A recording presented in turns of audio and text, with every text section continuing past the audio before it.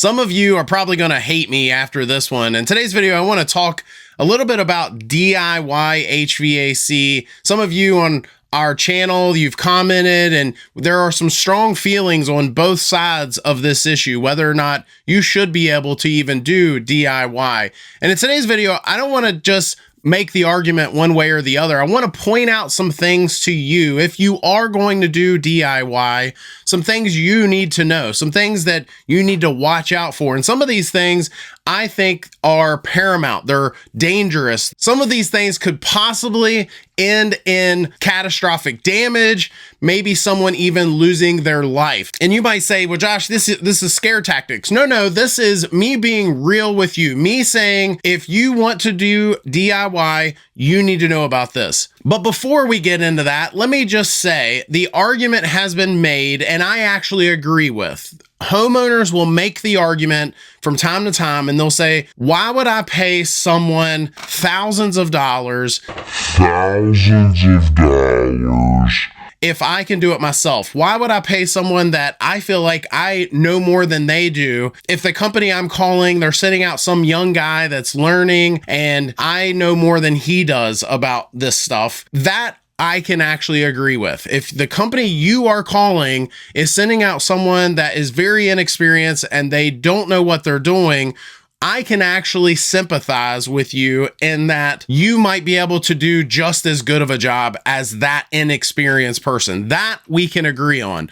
But what I can't get with some of you guys that argue with me in the comments, what I can't seem to get behind is you saying you know more than me. You know more than that technician that's been doing this for 20 or 30 years in your local town. That's one thing that I can't get behind. And so let me dive into this. Let me tell you why. Let me tell you some of the things you need to be concerned about, because you are at risk, your family's at risk, and your electric bill. Of all those things, your electric bill shouldn't matter, right? Your safety and your family's safety should matter more. But some of these things affect all of those. So let's dive into this. The first one is obvious because we are in a transition during the recording of this video. As we move through the AIM Act, we phase out, or at least bare minimum phase down 410A refrigerant equipment and the refrigerant itself. And we're moving in a new direction. We're moving in a direction of flammable refrigerants. We're moving in a direction of new technologies. And I think that is something you should know. Now, I know that product you bought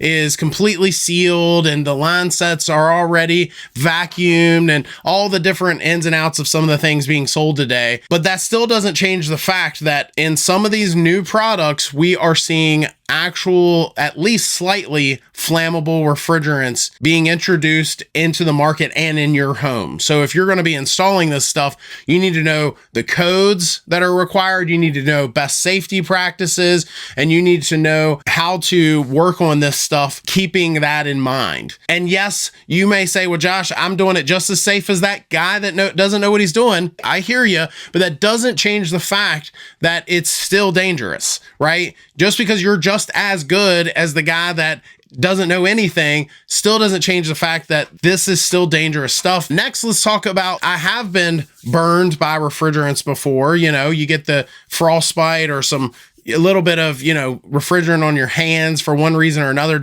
as you're learning this trade and doing things that you probably shouldn't, maybe not wearing gloves when you probably should be. And you can Google this. I might even put a couple pictures, some scary pictures up of some accidents that have happened over the years. Folks burning their hands, third-degree burns, sometimes permanent damage with some of these refrigerants.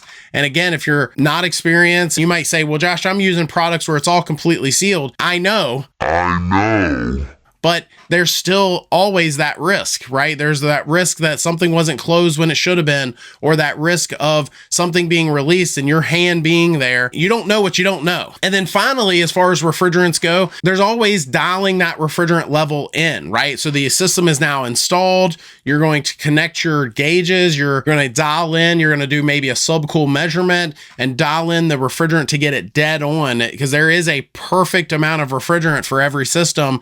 Once airflow is set correctly and everything is installed the way it's supposed to be. Now we're going to dial in that refrigerant. And if you're installing one of those products that, even if it's an inverter, there's still a proper level of refrigerant that should be in that system. If you're not connecting gauges and know how to do that, well, then your system is at bare minimum inefficient. At bare minimum, it's overcharged or undercharged, and your delta T is not right. Your heat transfer isn't right. All of that plays a role here. And I was just talking to someone last week that was telling me, hey, yeah, I buy these units online. I don't even get the ones with the charged line sets. I get this little tank that you shoot through there that gets all the contaminants out of the system, and it replaces the need for a vacuum pump. And I was just listening, but then he asked me directly. He said, well, what do you think about that? What do you think about these tanks? I don't even know what's in them. I assume it's nitrogen, but he said that it replaces the need to pull a proper vacuum on that system. And I said, nothing could replace that. There's nothing out there that could replace connecting a vacuum pump. And I'm not saying that from a heating and air guy standpoint. I'm saying in general, DIY or an HVAC technician, you're never going to be able to get that system fully, all the moisture out of there and get down below 500 microns of vacuum. Unless you have a vacuum pump, you're not doing any of that, right? I've seen these guys online that will push the ambient air out they'll open a service port, let refrigerant flow through the system, ambient air flow out the other end. And then when the refrigerant gets there, they close that down. There's still pockets in that evaporator coil. There's all kinds of, there's contaminants, there's moisture, there's all kinds of things that you're not doing unless you're pulling a proper vacuum on that system. And I would go one step further and actually say a triple evac, unless you're purging like you're supposed to. I mean, a lot of this stuff's in the instruction manual of the systems. Even these DIY systems, they're still selling you this stuff, and they sell you the cute little tank and they do all these things, but then they'll put in the instruction manual that it needs to be installed by someone licensed and it needs to be triple evacuated and all these different things so that the manufacturer is protected. It's not to protect you, it's to protect them when your system is not operating correctly because you installed it incorrectly. You didn't follow the instructions and you didn't hire someone licensed, even though it's a DIY product. So that's all the refrigerant stuff. Let's talk real quick about electrical, because I think this is the biggest one. I think electrical is the one that is broken the most. It's the one that when people are doing DIY type stuff, they think because it's working that they did everything correctly. I actually did a job not long ago, and I don't want to get any specifics because I don't want to call anybody out, but I was trying to help someone in the community, folks that, are doing good things, and I was helping them install heating and air. And it was said to me, well, I did all the electrical in my house and I know what I'm doing and all this stuff. And I was going behind them. And I was just simply, after the disconnect was installed, just pulling on the wires, making sure everything is nice and secure, and wires were falling out of the bus bar. Now, I know what you're saying, Josh, I'm an engineer, or I'm a this, I'm a that, and I would never do that.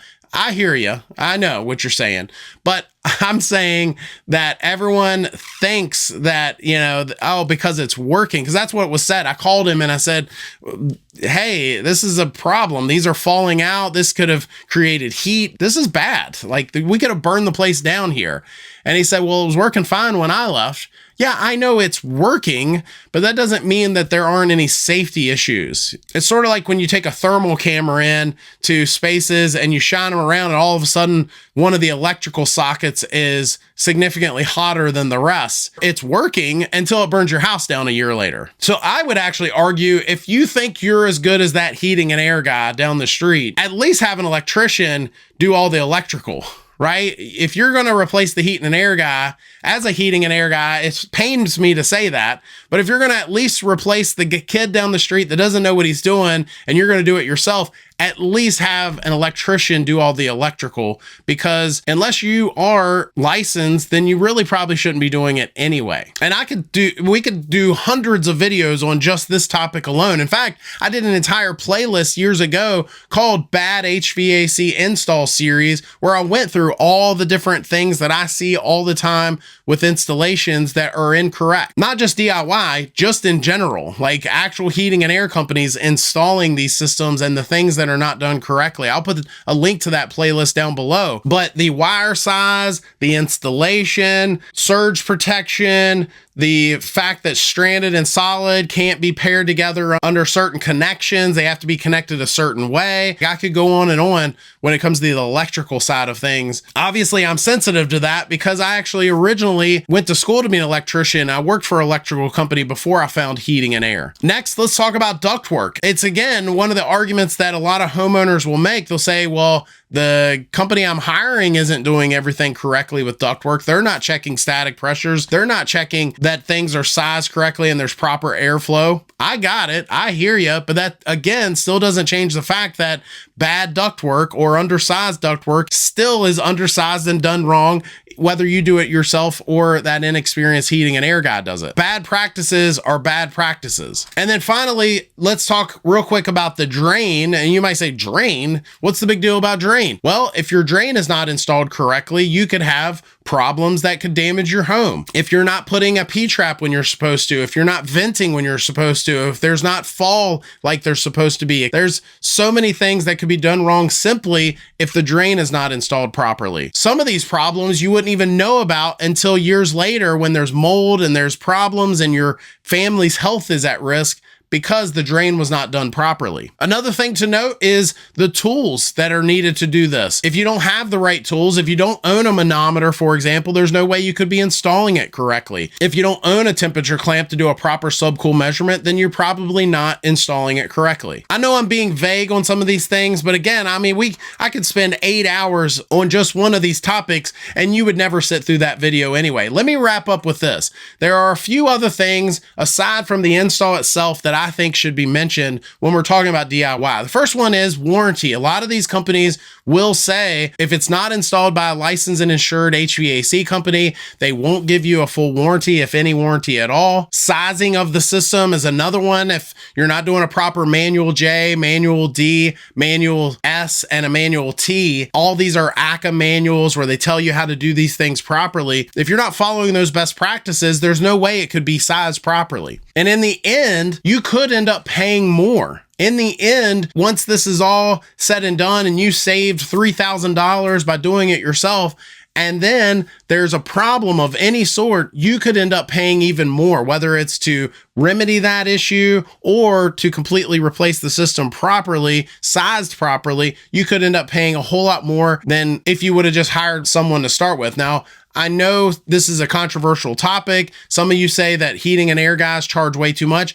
That's a whole nother topic for a whole nother video. I actually could agree with you on some of that, especially as we see more and more private equity firms move into the industry and gobble up all of these companies. But just be aware of that. If I could do a compilation series of videos showing all the folks that I have talked to over the years that have said to me, man, I wish I would have just went ahead and hired someone. This has been such a process. This has been such a horrible journey, a nightmare. I wish I would have just bit the bullet and hired someone to start with. And I also think it should be mentioned that some of these companies, even though it's a DIY product, they'll even put a disclaimer right on their website. Yeah, it's a DIY product, but it needs to be installed by a professional. They'll do that to cover themselves. Well, we told you it should be installed by a professional. Let me know your thoughts. I know there's some strong opinions about this subject. I'd love to hear about them down in the comment section. If you like this video, I think you'll like this one too. It's where I talk about callbacks from an installed system and what you need to know about it. Thanks for watching. Hit that subscribe button.